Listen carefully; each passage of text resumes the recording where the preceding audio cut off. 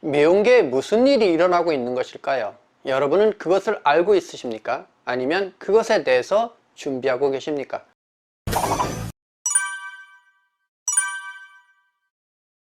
반갑습니다. 김덕희입니다.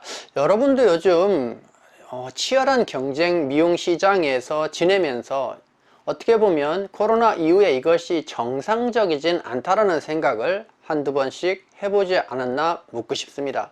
너무 많은 출점, 경쟁이 심한데도 불구하고 엄청난 출점이 일어나고 있고, 여기에 어떻게 보면 신진대사, 전세대와 구세대의 변화가 급격히 일어나고 있고, 이런 것들이 당연하다고 생각할 수 있겠지만 어떤 면에서는 변혁기고 어떤 이상한 징후로 나타나는 것이 아닌가라는 생각을 한번 해보는 것도 중요한 의미가 있다고 생각됩니다.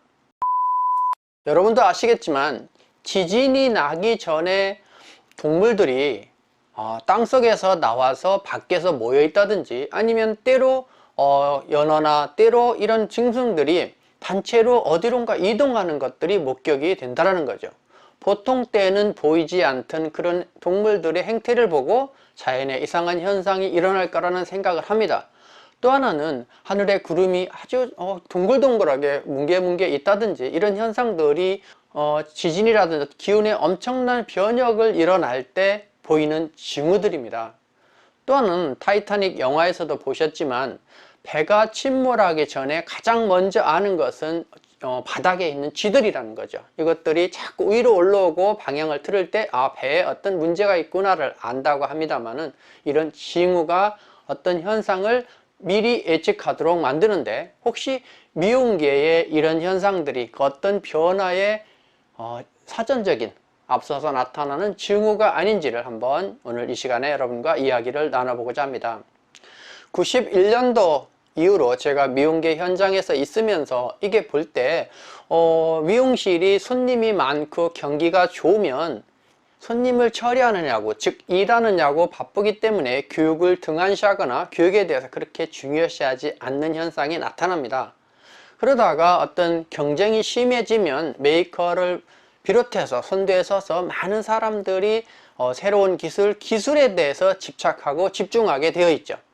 그래서 우리 미용계는 어느 때보다 기술에 대한 집중, 기술에 대한 교육이 활성화가 되어 있는 것이 최근 3, 4년 전부터 나타나는 현상이 아닌가라는 생각이 듭니다. 즉 미용실의 급격한 증가와 경쟁에 문제가 생기니까 어떤 두려움, 어려움을 극복하기 위해서 이 교육에 집중하는 거죠.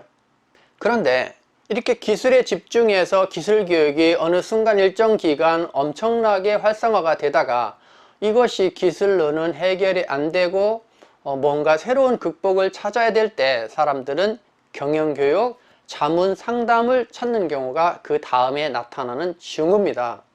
어떤 면에서는 저에게는 그런 부분이 기회일 수 있습니다만은, 경기가 안 좋을수록 경영, 마케팅, 동기부여 이런 매출에 대한 교육이나 상담이 많아집니다만은, 최근에 여러분처럼 유튜브를 보고 미용실을 오픈하거나 미용실을 이전하거나 미용실을 폐업하거나 어떤 어려움에 직면해서 상담하는 건수가 늘어나고 있는 거죠.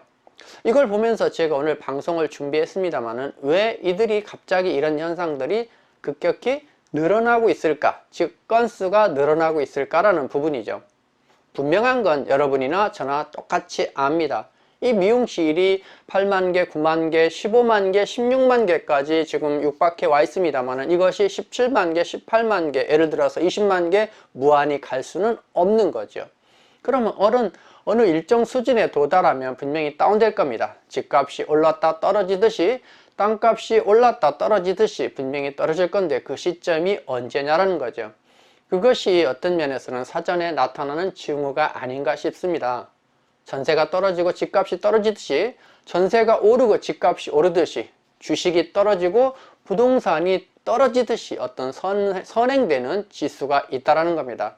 그런 의미에서 미용은 사전적인 징후가 아닌가 싶습니다. 예상보다 조금 빠르게, 저는 2년 3년 후에 그런 정점을 찍고 미용실이 수가 줄을 거라, 일본도 24만 개에서 20만 개로 줄어가고 있습니다만 우리도 그런 시점이 올 거라고 예측하는 겁니다.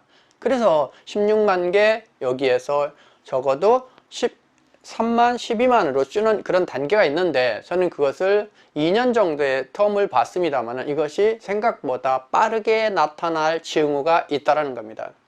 그것은 세계적인 물가의 증가, 금리의 상승, 거기에 경쟁의 심화, 즉 선두적으로 젊은 미용사 원장님들이 SNS를 통해서 선점했지만 이것도 이제 많은 분들이 배워서 포화 상태예요. 그래서 그거에서 그동안 경쟁이 없던 부분을 취합했다라고 한다라고 하면 이제는 그분들끼리 경쟁이 되기 때문에 이제 어떤 성과를 내고 수익을 내는데 한계 상황에 도달했다라는 겁니다. 즉 금리 인상의 불황에 이 고금리의 이런 부분에서 생존할 수 있는 미용실이 얼마나 되겠느라는 거죠. 그래서 상당수는 일정 부분은 거기에 부합하지 못하면 미용실을 폐업하거나 축소하거나 이전하는 등의 변화가 있을 건데 그것이 지금은 어떤 시작점이 아닐까라는 조심스러운 전망을 해봅니다.